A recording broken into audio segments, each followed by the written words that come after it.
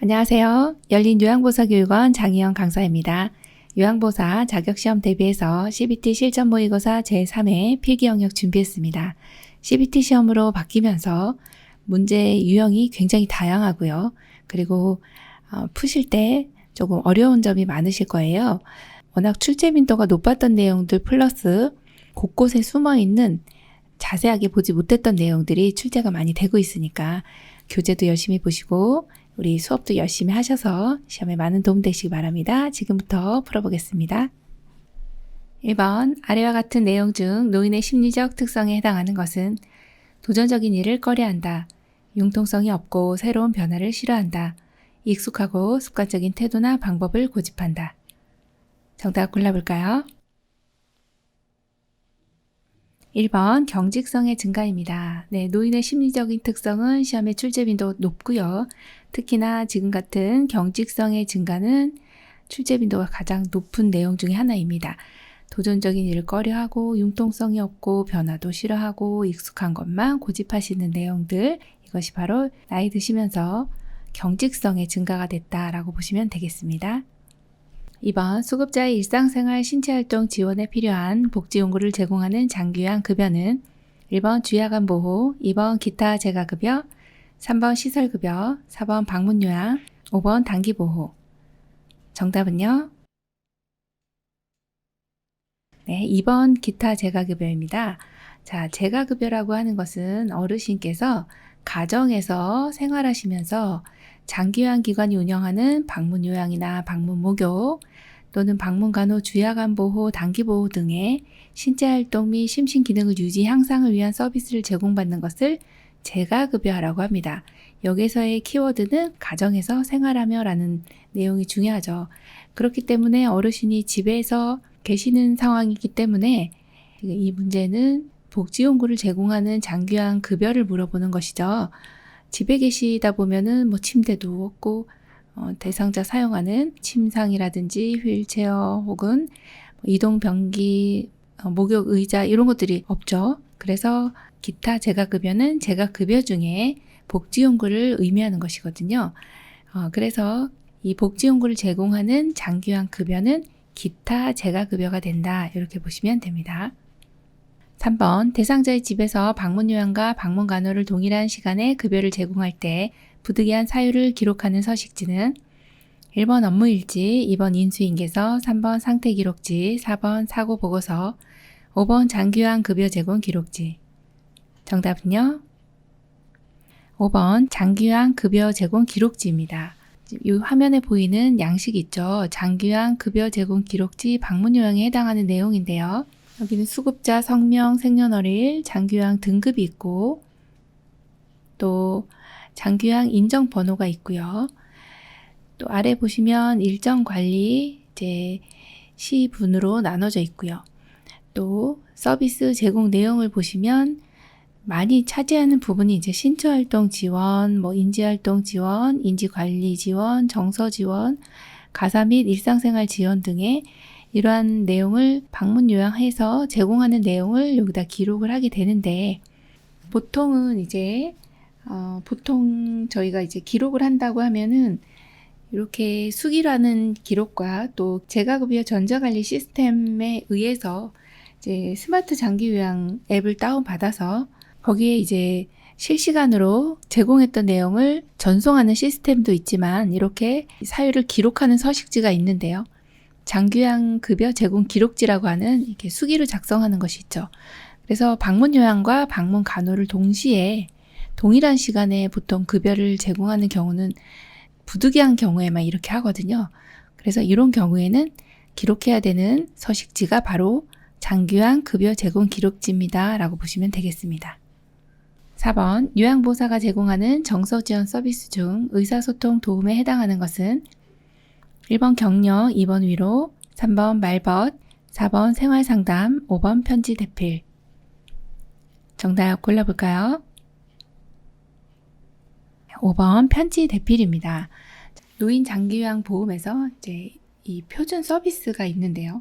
이 분류를 보시면은 각각의 신체활동 지원이라든지 일상생활 지원 서비스, 개인활동 지원 서비스, 정서 지원 서비스, 방문 목욕 서비스 등이 있는데 이제 이 외에도 이제 기능 회복 훈련 서비스라든지 치매 관리 지원 서비스라든지 여러 가지가 더 많은데요. 주로 요양보호사님께서 제공하는 내용들이 주로 내용이 이 내용이고요. 그 중에 특히 이제 가장 많은 영역을 차지하는 것이 신체활동 지원 서비스고, 그리고 또 여기에서의 4번의 문제는 정서 지원 서비스인데 그 중에서 여기 세 번째 나와 있는 의사소통. 그럼 의사소통이라고 하는 거는 말로도 할 수 있지만 글로도 할 수 있거든요. 그래서 정답이 5번이 되겠습니다. 5번 장기요양 서비스 이용 절차 중 괄호 안에 들어갈 내용은 서비스 신청 접수 및 방문 상담, 서비스 제공 계획 수립, 서비스 이용 계약 체결, 서비스 제공, 서비스 종료 혹은 계속. 1번 서비스 개입 계획 설정, 2번 서비스 방법 개발, 3번 서비스 모니터링 실시, 4번 서비스 기관 안내, 5번 공식 비공식 자원 발굴. 정답 골라볼까요? 3번 서비스 모니터링 실시입니다. 장기요양 서비스 이용 절차는 등급을 받으신 어르신께서 직접 장기요양 기관에 가서 서비스를 접수하고 신청하고 방문 상담을 하는 것입니다. 첫 번째, 이렇게 신청 접수하고 방문 상담을 해서 그리고 나면 서비스 제공 계획을 수립하죠. 자, 수립하고 나면 이제 이용 계약을 체결하게 됩니다. 그리고 서비스를 제공하게 되죠. 제공하고 나면은 이제 잘했는지 못했는지 만족스러운지 모니터링이라고 하는 이 과정이 꼭 필요합니다. 과정이 제대로 이루어졌는지 만족하는지 그리고 나서 이제 서비스 종료 혹은 계속 이렇게 이어진다라는 내용입니다. 그래서 이 흐름을 알고 계셔야 이 문제를 풀 수 있겠네요. 정답 3번입니다. 6번 요양보호사가 법적 윤리적 책임을 다하기 위해 지켜야 할 사항으로 옳은 것은 1번 대상자나 가족으로부터 돈을 빌리거나 팁을 받지 않는다. 2번 장기요양 등급을 받을 수 있도록 유도한다. 3번 사정이 어려운 대상자의 본인 부담금을 할인해준다. 4번 사고 발생 시에는 보호자에게 먼저 연락한다. 5번 서비스 방법이 확실하지 않을 때는 동료와 의논한다. 정답 골라볼까요? 1번 대상자나 가족으로부터 돈을 빌리거나 팁을 받지 않는다입니다. 자, 우리 요양보호사님 법적으로 또는 윤리적으로 책임을 다하기 위해 지켜야 할 사항들이 있는데요. 당연히 대상자나 가족으로부터 돈을 빌리시면 당연히 안 되는 거고요. 또 팁도 역시 받지 않는 게 윤리적인 책임을 다하는 원칙 중에 하나라고 보시면 되겠습니다. 7번 대상자로부터 본인 부담금 면제를 강요받은 경우 대처 방법은 1번 별도의 서비스를 추가로 제공한다. 2번 불법임을 설명하고 안 된다고 말한다. 3번 수수료를 받고 면제받을 수 있도록 해준다. 4번 형편이 어려우면 요양보호사가 대신 납부한다. 5번 본인 부담금을 면제받을 수 있는 다른 기관을 소개해준다. 정답 골라볼까요? 2번 불법임을 설명하고 안 된다고 말한다. 네, 본인 부담금 면제라고 하는 거는 본인 부담금은 이제 시설급여인 경우에 20%를 내야 하고요. 그 다음에 재가급여인 경우에는 15%를 내게 되는데 본인 부담금 면제에 대한 내용이 이제 시험 출제가 종종 되고 있습니다. 왜냐하면 본인 부담금을 내가 여기 센터에 등록할 때니까 본인 부담금 좀 면제해 주세요. 이렇게 면제를 해줘야지 내가 여기에 등록을 하지 이렇게 말씀하실 수가 있습니다. 요거는 당연히 불법이고요. 정말 해서는 안 되는 사항이기 때문에 이런 문제 나오면 이렇게 2번으로 이렇게 안 됩니다. 불법입니다. 라고 설명을 해주시는 게 정답입니다. 8번 다음에 시설 대상자가 보장받아야 할 기본 권리는 우리 애들이 잘 안 오니까 그런지 똑같이 음식을 내려도 나한테만 유난히 더 화를 내. 나를 괄시하는 거지.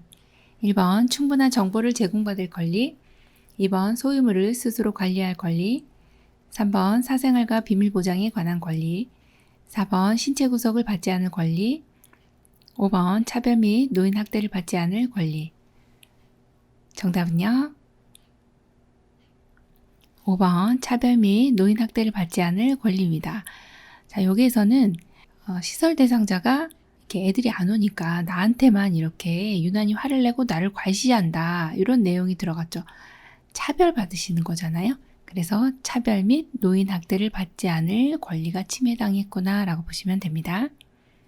9번 다음에서 파악되는 노인 학대 유형으로 옳은 것은 의도적으로 약을 복용하지 않아 건강이 악화되었다. 물과 식사를 섭취하지 않는다. 1번 신체적 학대, 2번 유기, 3번 자기방임, 4번 방임, 5번 경제적 학대. 정답 골라볼까요? 네, 3번 자기방임입니다. 노인 학대 유형은 출제빈도 굉장히 높습니다. 각각의 유형 알고 계셔야 하고요. 의도적으로 약을 복용하지 않습니다. 본인이 약을 안 드시는 거죠. 자기 자신이. 그래서 건강이 안 좋아지셨고요. 물과 식사도 안 드시는 거예요. 스스로 내버려 두시는 내용, 이것이 바로 자기방임이다, 이렇게 보시면 되겠습니다. 조금 더 내용을 보시자면 자기방임에 대한 내용을 조금 더 살펴보겠습니다. 학대 행위 중에서 요 자기방임이라고 하는 거는 자신을 돌보지 않거나 돌봄을 거부함으로써 노인의 생명이 위협받는 경우가 바로 자기방임인데요. 여기에는 노인 자신이라고 하는 내용이 들어가면 대부분이 자기방임입니다. 스스로가 약 복용을 하지 않고 치료 행위를 거부하거나 또는 어떤 위험한 상황에서도 도움을 요청하지 않고요. 스스로 생존을 위해서 꼭 필요한 의식주를 거부하는 것입니다. 또 일상생활 수행을 위한 신체적, 정신적 능력을 상실한 노인이 돌봄을 스스로가 거부하는 것입니다. 또 건강에 치명적임에도 불구하고 약물이나 알코올 남용을 계속 지속하는 경우, 이것도 역시 자기방임이고, 또 스스로가 목숨을 끊으시는 이런 자살을 시도하는 것도 역시 자기방임이라서요. 노인 학대 유형 중에서는 자기방임에 대한 내용이 이게 심심치 않게 나옵니다. 10번 방문 요양 서비스를 제공하던 중 대상자가 요양보호사의 엉덩이를 만질 때 대처 방법은 1번 하지 말라고 단호하게 말한다. 2번 누구에게도 알리지 않고 참는다. 3번 화를 내며 하던 일을 중단한다. 4번 가족에게 정신적 피해 보상을 요구한다. 5번 치매 증상이 심해진 탓이라고 이해하고 문제 삼지 않는다. 정답은요? 네, 1번입니다. 요양보호사의 엉덩이를 만져요. 지금 신체적인 성희롱인데 신체적 행위죠. 자, 이때만큼은 이 부적절한 성적 행동이 나타났을 때는 요 키워드가 나와야 합니다. 단호하게 말한다. 또 만약에 이게 없다 그러면 시설장에게 보고한다. 이렇게 보시면 되겠습니다. 이 단호하게라는 표현을 꼭 기억해 주셔야 되겠네요. 11번 배우자 사별에 대한 적응 단계 중 노인이 처음으로 경험하는 정서적 반응은 1번 고독감, 2번 정체감, 3번 상실감, 4번 불안감, 5번 소외감. 정답은요? 네, 3번 상실감입니다. 자, 배우자 사별은 스트레스의 순위가 있는데 가장 상위에 링크되어 있고요. 이때 이제 사별한 이후에 노인이 처음으로 경험하는 것은 1단계 상실감입니다. 네, 사랑하는 배우자를 잃었어요. 네, 상실감이라는 거 첫 번째. 두 번째는 이제 배우자 없는 생활을 받아들여야 돼요. 혼자 된 사람으로서 정체감을 가지게 되는 게 이제 2단계고요. 마지막 3단계는 적극적으로 삶을 개척해야 합니다. 이렇게 되면 3단계가 잘 이루어졌다라고 볼 수가 있습니다. 첫 번째 단계는 상실감의 시기. 그래서 3번입니다. 12번 다음과 같은 대상자의 행위 중 시각적 성희롱에 해당하는 것은 1번 뒤에서 껴안기, 2번 야한 농담, 3번 옆에 앉으며 허리 잡아당기기, 4번 음란한 내용의 편지 보내기, 5번 외모에 대한 성적인 평가. 정답은요? 네, 4번 음란한 내용의 편지 보내기입니다. 자, 시각적인 성희롱. 시각적이라고 하는 건 눈으로 뭔가 보는 것입니다. 그래서 이렇게 음란한 사진, 그림, 낙서 이런 것들을 보여주거나 편지나 사진, 그림을 보내거나 아니면 특정 부위를 노출하거나 뭐 이런 내용이 이제 보는 것이거든요. 요 내용이 이제 시각적 성희롱에 해당이 되고요. 1번 같은 경우는 뒤에서 껴안을 육체적인 내용이죠. 그리고 2번은요, 야, 농담, 말로 했죠. 그래서 언어적인 것입니다. 3번은 허리를 잡아당겼죠. 육체적인 내용이고요. 5번은요, 외모에 대한 평가를 내렸죠. 언어적으로 이야기를 했다라는 것입니다. 그래서 여기에서는 시각적인 성희롱은 4번이 되겠네요. 13번 심장의 수축력이 저하되어 현기증, 호흡곤란, 피로 등이 나타나는 질환은 1번 신부전, 2번 흡인성 폐렴, 3번 기관지염, 4번 고지혈증, 5번 과민성 대장염. 정답 골라볼까요? 1번 신부전입니다. 자, 심장의 수축력이 저하돼서 현기증, 호흡곤란, 피로 등이 나타나요.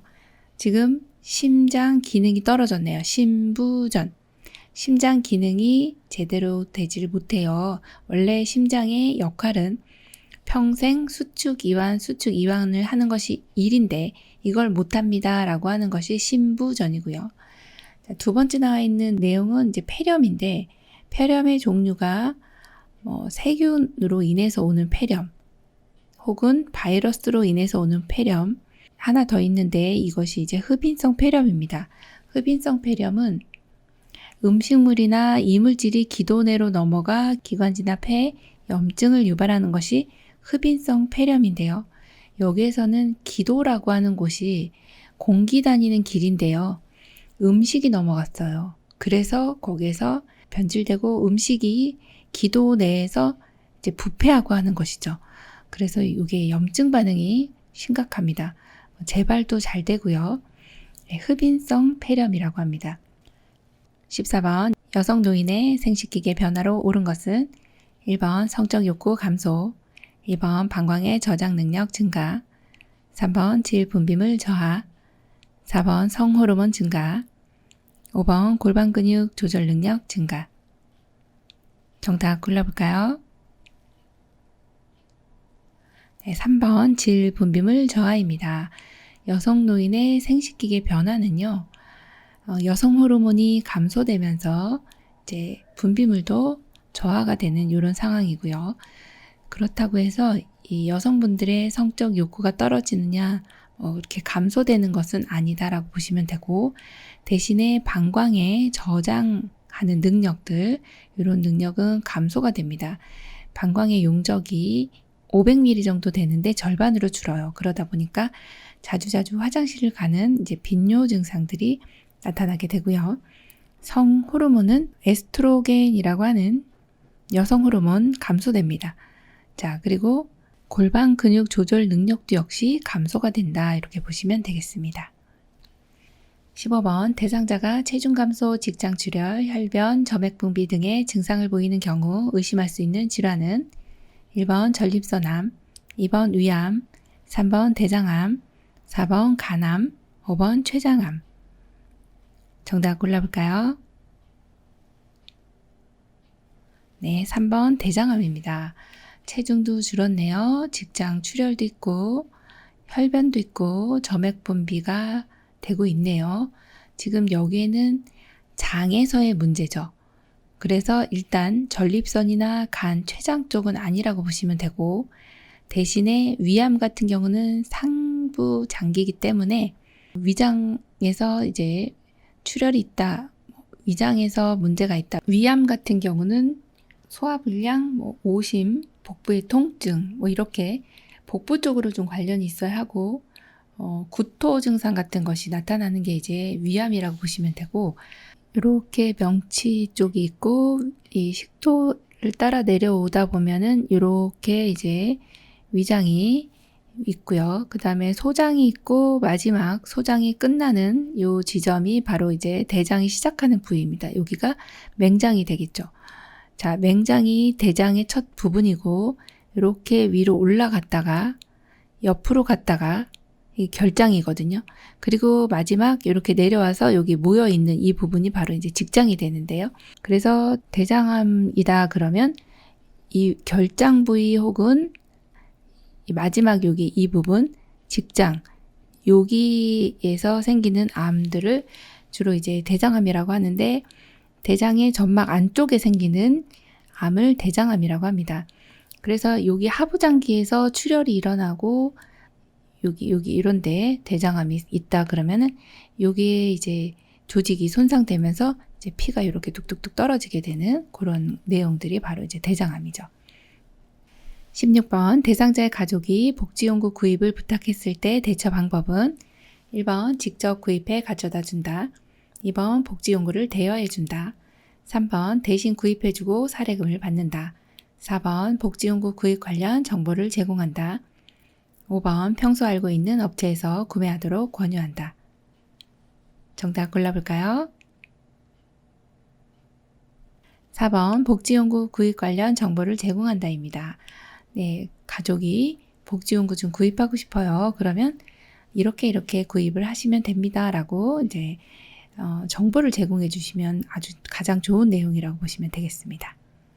17번 남성 노인이 소변 줄기가 가늘어지고 소변이 바로 나오지 않고 힘을 주어야 나오는 원인으로 옳은 것은 1번 요도 기능 약화, 2번 호르몬 불균형, 3번 요로 감염, 4번 골반 근육 조절 능력의 약화, 5번 방광의 저장 능력 감소. 정답 골라볼까요?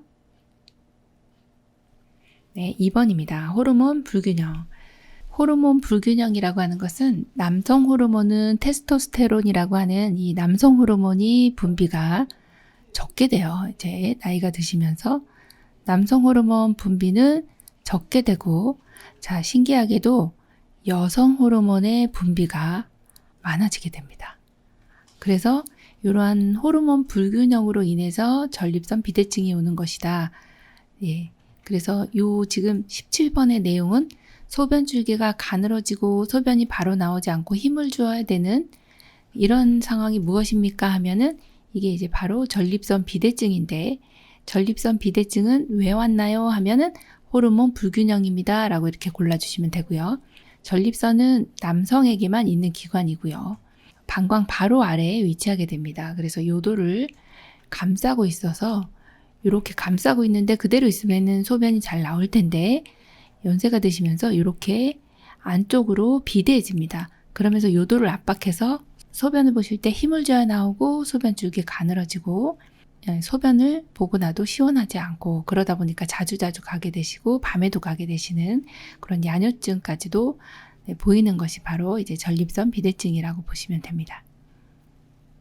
18번 노인 대상자에게 권장되는 예방 접종에 대한 설명으로 옳은 것은 1번 대상포진 10년마다 1회, 2번 인플루엔자 연 1회, 3번 폐렴구균 연 1회, 4번 파상풍 5년마다 1회, 5번 결핵 10년마다 1회.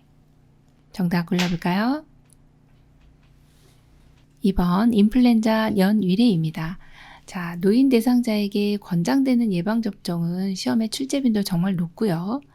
자, 이 예방접종이라고 하는 거는 어르신들이 워낙 면역이 약하시다 보니까 이제 어르신 몸에 일단 아주 약화된 균들을 넣어주게 됩니다.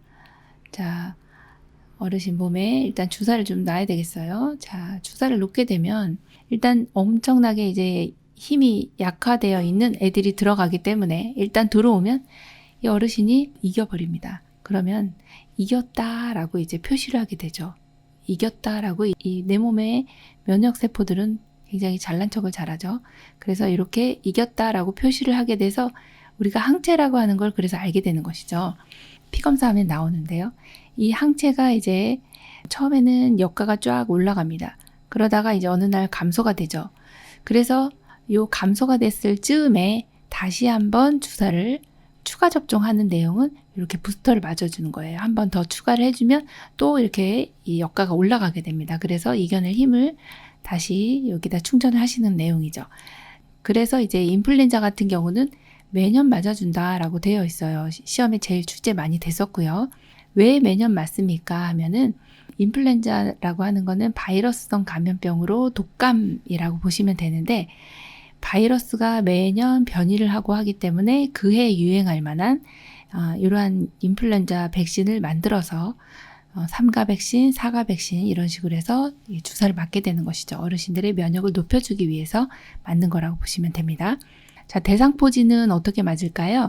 그냥 평생 한 번만 맞으시면 돼요. 평생 한 번. 사실 50세 이상이신 경우에 맞으실 때 더 효과가 좋다고 되어 있고요. 자, 폐렴, 구균 같은 경우는 약이 종류가 2가지 이상 되는데요. 한 번만 맞아도 되는 것도 있고 1회에서 2회 맞는 것도 있지만 65세가 넘어가면 한 번만 맞으시면 됩니다. 자, 파상풍 같은 경우는 5년 아니고 10년마다 추가 접종하시면 됩니다. 자, 사실 파상풍 같은 경우는 디프테리아, DPT, 100일의 파상풍 요거를 처음에는 1회 이게 3가지 같이 있는 걸 맞고 그 다음 파상풍과 디프테리아는 10년마다 추가 접종을 해주시면 돼요.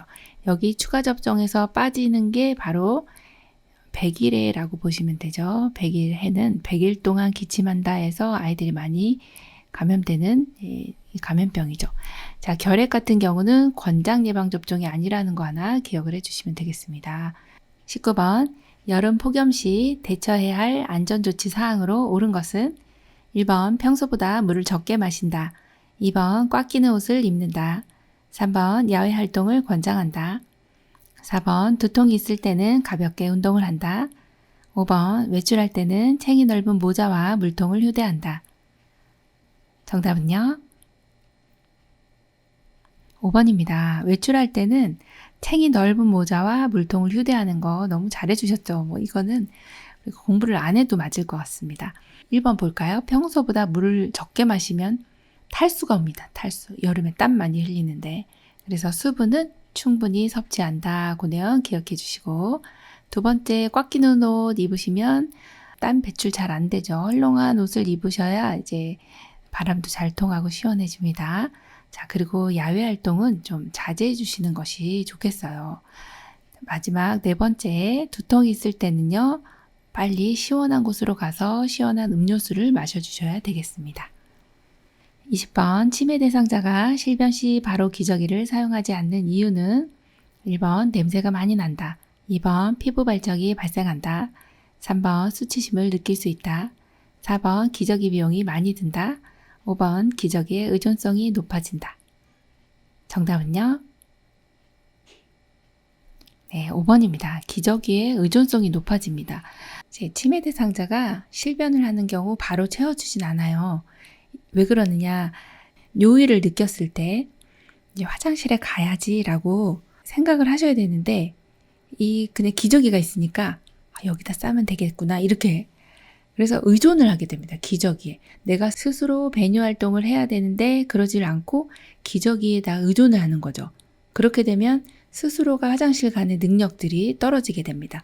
그래서 여기서는 사실 이제 기저귀를 바로 사용하지 않는 이유는 하면 1, 2, 3, 4번이 여기 다 맞는 것 같지만 이 중에 더 정답에 가까운 내용을 고르는 것이 또 이번 문제는 또 키포인트니까요. 그렇게 문제 풀어주시면 되겠고요.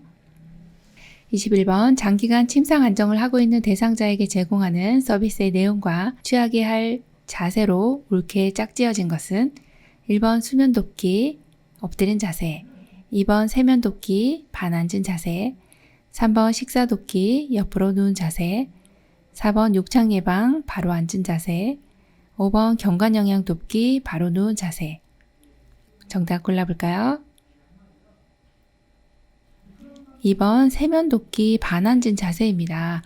자, 우리 장기간 침상 안정하고 계신 분들 침상에서 이제 여러 활동들을 하게 되는데 식사도 하시고 또 세면도 하시고 잠도 주무시잖아요.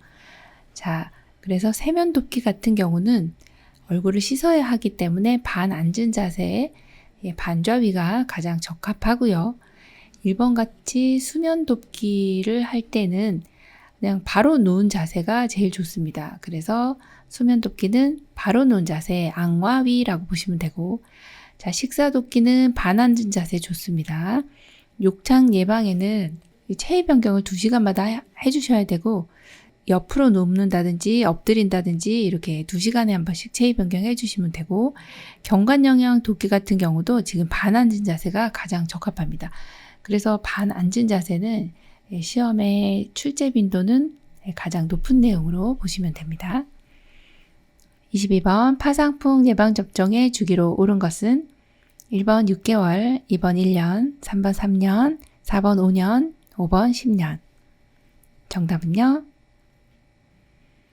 네, 5번입니다. 10년마다 추가 접종해 주시면 되겠습니다. 23번 골다공증에 영향을 미치는 요인에 대한 설명으로 옳은 것은 1번 과음은 뼈의 생성을 억제한다. 2번 체중부하 운동은 뼈의 생성을 저하시킨다. 3번 흡연은 여성 호르몬 농도를 높인다. 4번 비타민C는 칼시토닌 흡수를 도와준다. 5번 카페인은 골다공증에 영향을 미치지 않는다. 정답은요? 1번입니다. 과음은 뼈의 생성을 억제한다입니다. 술 많이 드시면 뼈의 생성도 억제되고 또 잘못하다가 넘어지시고 하면 골절 입죠. 골다공증인 경우는 골절을 입어도 이 뼈가 붙는데 시간이 한 2배 정도 소요가 되기 때문에 한번 낙상하시면은 거의 이제 와상되신 경우들이 많아요. 조심하셔야 되고요. 자, 2번은 왜 틀렸을까요? 체중 부하 운동은 뼈의 생성을 증가시킵니다. 체중 부하라고 하는 운동, 체중이 실리는 운동, 이 체중이 실려야 뼈에 칼슘이 채워지고 뼈가 튼튼해집니다. 그래서 체중 부하 운동은 골다공증에 있어서 너무나도 중요한 운동 중에 하나입니다. 자, 3번은요. 흡연은 여성 호르몬 농도를 높여주나요? 아닙니다. 낮춰줍니다. 그래서 흡연을 하는 여성들은 골다공증 위험성이 높아지죠. 자, 4번은 조금 어려운 내용이 나왔는데요. 비타민C, 이건 아실 거고요. 비타민C는 자, 철분하고 같이 갑니다. 비타민C를 드시면 철분 흡수율이 높아져요. 자, 칼시토닌 같은 경우는 갑상선에서 분비되는 뼈의 칼슘량을 조절하는 호르몬의 일종입니다. 좀 어려운 내용이 나왔는데 뼈의 칼슘 농도를 조절하는 갑상선의 호르몬 이름이 칼시토닌입니다. 갑상선에서 분비되는 호르몬 이름이 칼시토닌이에요. 네, 그래서 어르신들이 이제 골다공증 있다 그럼 병원에 주사 맞으러 가시죠. 대부분이 칼시토닌이라고 보시면 돼요. 자, 5번은요. 카페인은 골다공증에 영향을 미치지 않는다? 아닙니다. 카페인 과다 섭취는 골다공증을 유발한다. 이렇게 보시면 되겠습니다. 24번 당뇨병이 있는 대상자의 식생활 돕기로 옳은 것은 1번 식사량을 늘린다. 2번 흰밥보다는 잡곡밥을 섭취한다. 3번 지방이 많은 육류를 섭취한다. 4번 설탕, 꿀 등을 함유한 식품을 섭취한다. 5번 국, 찌개 등의 국물을 섭취한다. 정답 골라볼까요? 2번 흰밥보다는 잡곡밥을 섭취한다입니다. 당뇨병이 있는 어르신들은 첫 번째 식이요법이 우선됩니다. 식사량을 단순당보다는 그러니까 당이 훅 올라가는 단순당보다는 복합당지를 섭취를 해주시면 당이 서서히 올라가기 때문에 그래서 당뇨 조절에 아주 중요한 내용이 식이고요. 식사. 그 다음에 이제 운동을 하시면 당내성이 증가가 됩니다. 운동을 하시면 당내성이라고 하는 것은 당이 세포 내로 유입되는 성질. 이러한 당이 세포 내로 잘 가주면 당이 떨어지거든요. 그래서 식이요법과 운동요법을 병행하시면서 조절하시면 좋고요. 만약에 그래도 안 됐다 싶을 때는 이때 이제 경구용 혈당 강화제 약물을 복용하시는데 2가지가 있어요. 경구용 입으로 먹는 경구용 혈당 강화제가 있고요. 주사가 있는데 주사는 대표적으로 우리가 많이 아는 인슐린이라고 하는 것을 맞게 됩니다. 인슐린은 반드시 주사로 맞아주셔야 됩니다. 그 이유는 위장으로 들어가면 다 파괴되기 때문에 인슐린은 반드시 주사로 맞는다라고 기억을 해주시면 돼요. 이렇게 경구용 혈당 강화제나 주사를 맞으면서 이 당뇨는 다 조절이 되나요? 약을 복용하시게 되면 이 약에만 의존하게 돼야 되나요? 아닙니다. 반드시 이 약을 쓰시면서도 식이요법과 운동요법을 병행해 주셔야 훨씬 더 효과가 있다. 그렇게 보시면 되겠고요. 자, 여기 1번의 내용 보시면 식사량을 늘리는 게 아니라 균형 있는 식사를 알맞은 열량에 맞게 드셔야 하고, 3번 같은 경우도 지방이 많은 육류가 아니라 육류보다는 고섬유질의 식품을 섭취해 주시는 게 좋습니다. 자, 네 번째, 이렇게 설탕이나 꿀, 단순당이죠. 이런 단순당은 제한을 하고 복합당질을 섭취해 주시는 걸 추천드리고요. 국이나 찌개 등의 국물은요, 염분이 많아요. 그러다 보면 혈압이 올라가죠. 당뇨 합병증이 옵니다. 자, 주의해 주셔야 되죠. 정답 2번입니다. 25번, 만성질환에 걸린 대상자에게 식사를 제공할 때 올바른 식이요법으로 옳은 것은 1번, 염분 섭취를 늘린다. 2번, 동물성 지방 섭취를 늘린다. 3번, 식물성 위주로만 단백질을 섭취한다. 4번, 무조건적으로 다량의 수분을 섭취한다. 5번, 적절한 칼로리를 섭취한다. 정답은요? 네, 5번입니다. 적절한 칼로리를 섭취한다 입니다. 자, 1번은 왜 틀렸을까요? 염분 섭취는 줄여주시는 게 맞죠. 여기에 보시면 만성질환이라고 하는 것은 고혈압이나 당뇨 같은 이런 질병이에요. 이때는 올바른 식이요법을 하실 때 염분 섭취 줄여주시고, 또 동물성 지방 섭취도 줄여주시고, 또 여기 식물성 위주로만 이런 내용이 나오면 아닐 확률이 높죠. 단백질은 동물성 단백질과 식물성 단백질을 골고루 드셔주셔야 하고, 균형 있는 식사를 해주시는 것이 중요하죠. 자, 네 번째, 무조건적으로 다량의 수분 너무 많이 드시면 오히려 전해질 불균형이 오게 되죠. 그래서 마시는 방법이 이제 시험에 나오게 되는데, 200ml 물 한 잔, 요거를 하루에 8번 정도 나눠 드시면 딱 1.6이 나옵니다. 1.6리터에서 2리터 정도 드셔주시면 너무 잘 드셔주시는 거예요.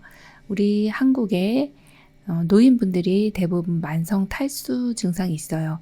그래서 적절하게 수분 섭취해 주시는 내용은 항상 시험 출제되고요. 또 우리 스스로도 수분을 섭취하도록 노력을 해주셔야 됩니다. 26번, 다음 중 가정에서 노인의 낙상 예방 주의사항으로 옳은 것은 1번, 엘리베이터보다는 계단을 이용한다. 2번, 발보다 큰 신발을 신도록 한다. 3번, 욕실 바닥에 물을 뿌려 놓는다.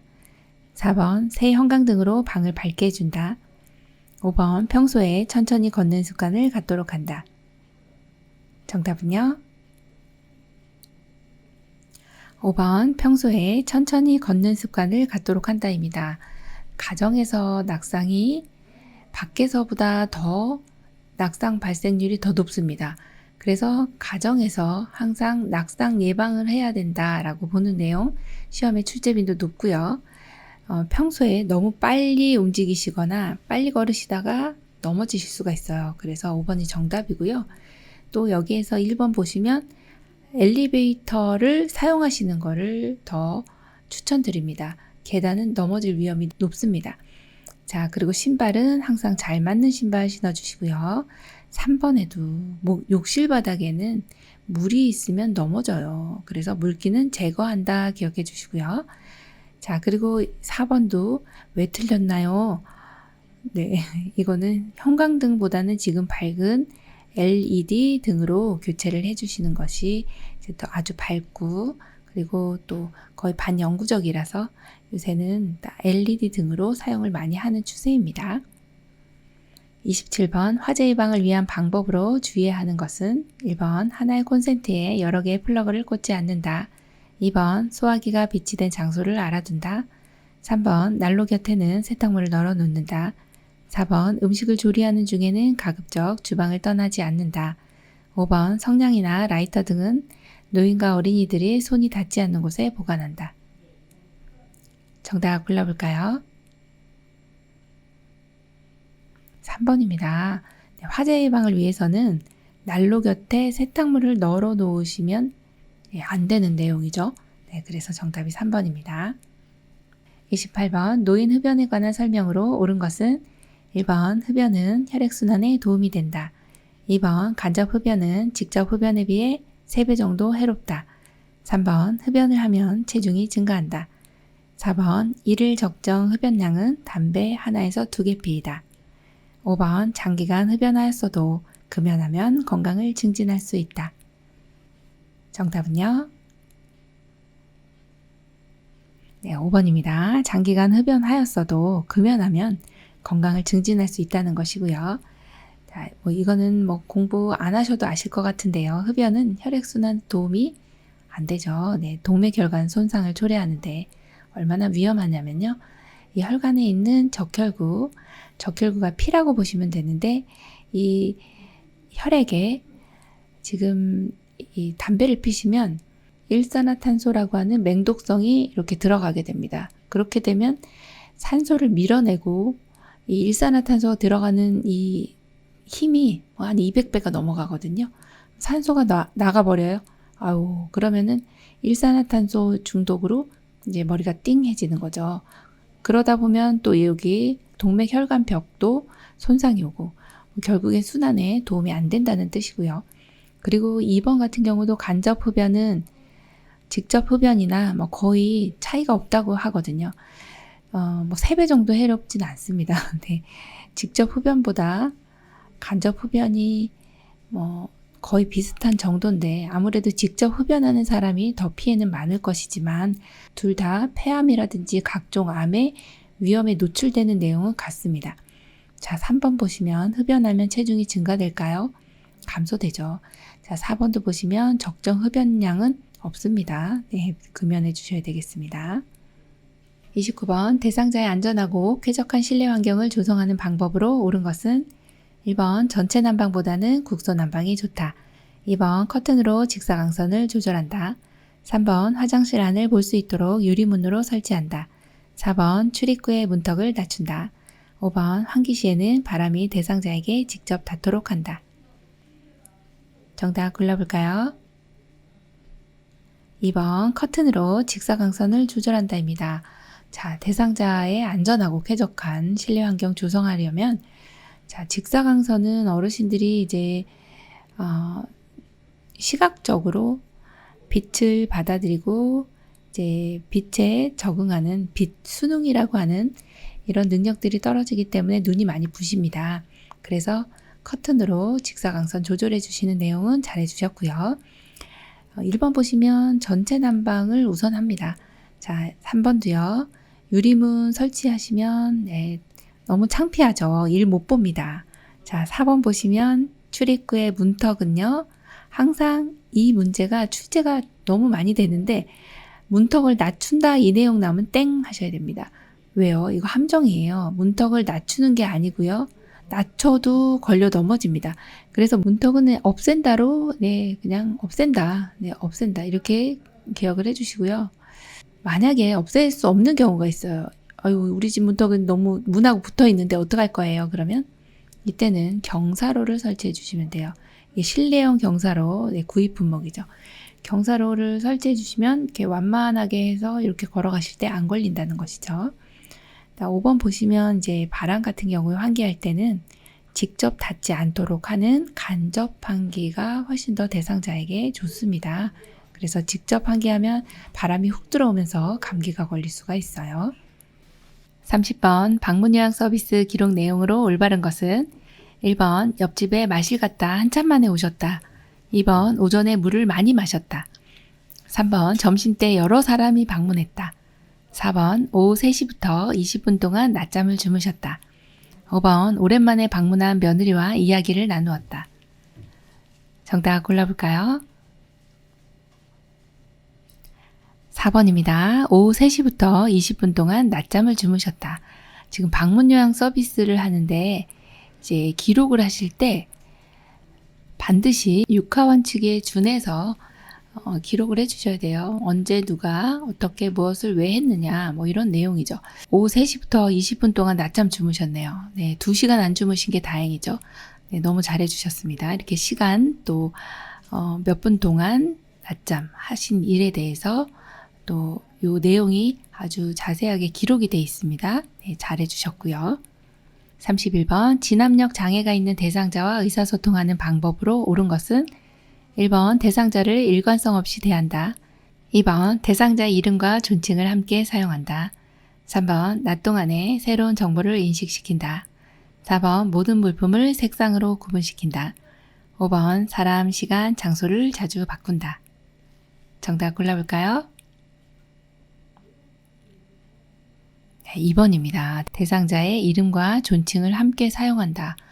너무 잘해주셨죠? 진압력 장애가 있다는 것은 사람, 시간, 장소에 대한 개념이 저하되는 것이죠. 그래서 이 대상자와 의사소통할 때는 항상 일관성 있게 대해 주셔야 하고, 또 낮 동안에 이런 시간, 장소, 사람, 날짜, 달력, 시계 등을 보여주시면서 자주 인식을 시켜주시는 것이 좋아요. 새로운 정보는 받아들이기가 힘듭니다. 자, 그리고 4번째 보시면 모든 물품을 색상으로 구분시키면 어르신 헷갈려서 돌아가세요. 모든 물품에 이름표를 붙여서 이게 뭐구나 이걸 아실 수 있도록 이름표 붙여주시는 게 좋죠. 그 다음 이제 5번 같은 경우도 사람, 시간, 장소를 자주 바꾸시면은 어르신 혼돈 일으키세요. 그래서 바꾸지 않는다, 자주 인식시켜준다, 그 내용으로 기억해 주시면 됩니다. 32번 보고 내용이 복잡하거나 자료 보존이 필요할 때 사용하는 업무 보고 형식은 1번 대면 보고, 2번 수시 보고, 3번 서면 보고, 4번 원격 보고, 5번 구두 보고. 정답 골라볼까요? 네, 3번 서면 보고입니다. 자, 보고 내용이 복잡해요. 혹은 숫자나 지표가 필요하거나 자료 보존이 필요한 경우는 서면으로 글로 써서 보고한다. 여기에는 정기 업무 보고와 사건 보고 등이 있습니다. 이거는 정확한 기록을 남길 수 있지만 신속하게는 보고할 수 없죠. 그래서 정말 급할 때는요, 구두 보고를 해주시는 거죠. 사안이 급하거나 가벼울 때 구두 보고 해주시고, 지금같이 복잡하거나 자료 보존이 필요할 때는 서면 보고 해주시고, 자, 하나 더 있는데요. 전산망 보고라고 하는 것이 있어요.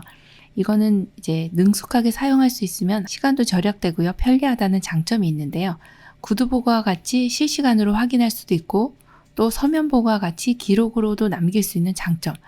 동시에 이렇게 두 가지 장점을 가지고 있는 것이 전산망 보고군요. 라고 보시면 돼요. 그래서 이 요양보호사님들이 이 업무 보고 형식은 이렇게 3가지 형태가 있다. 구두 보고, 서면 보고, 전산망 보고, 이렇게 보시면 됩니다.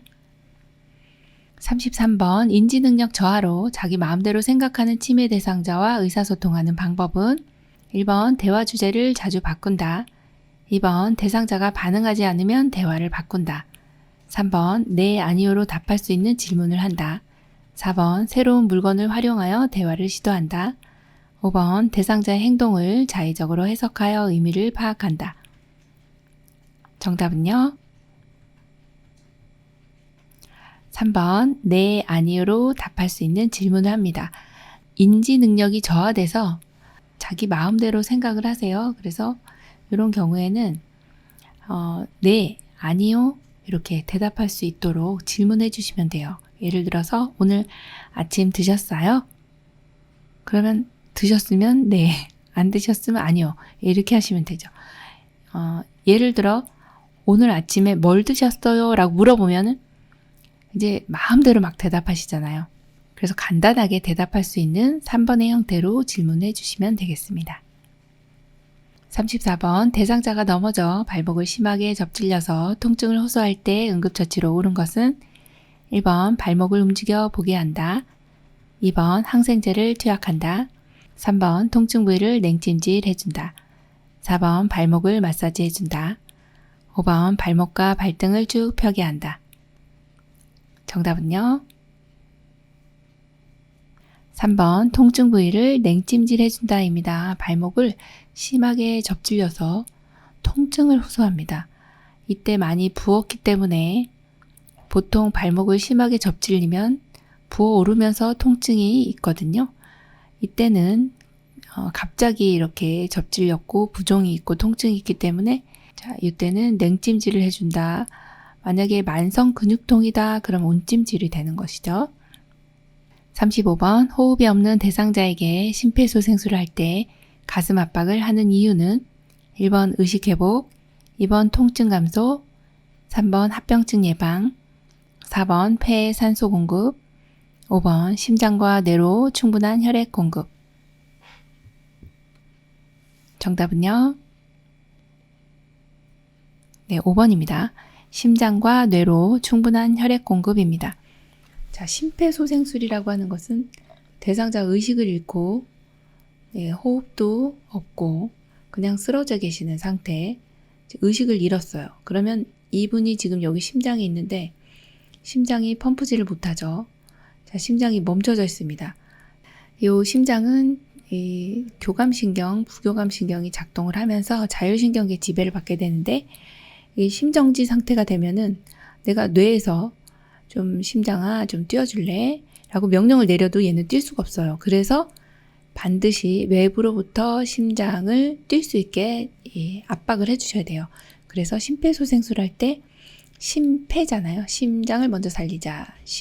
심장을 먼저 살려요. 가슴 압박하고 그 다음에 폐를 살려야 산소가 들어가니까 이렇게 압박을 하게 되면 이제 지금 멈춰 있으면 아무 데로도 혈액이 가지 않죠. 그래서 이렇게 펌프질을 하면 뇌로 혈액이 공급이 되는 것이죠. 심장도 움직이니까 나갔던 애들이 다시 들어오고, 그래서 뇌와 심장의 혈액 공급 이렇게 골라주시면 되겠습니다. 요양보호사 자격시험 대비해서요. CBT 실전 모의고사 3회 필기 영역 풀어봤는데요. 이렇게 시험이 CBT 시험으로 바뀌면서 문제 양상들이 많이 바뀌었습니다. 네, 워낙 많은 문제 양을 내다 보니까 교과서에 곳곳에 있는 숨어있는 문제들을 많이 출제를 하게 돼요. 그래서 여러 문제들 많이 접해보시는 게 중요하니까요. 열심히 공부하셔서 시험에 많은 도움 되시기 바랍니다. 열린요양보호사교육원 장희연 강사였습니다. 감사합니다.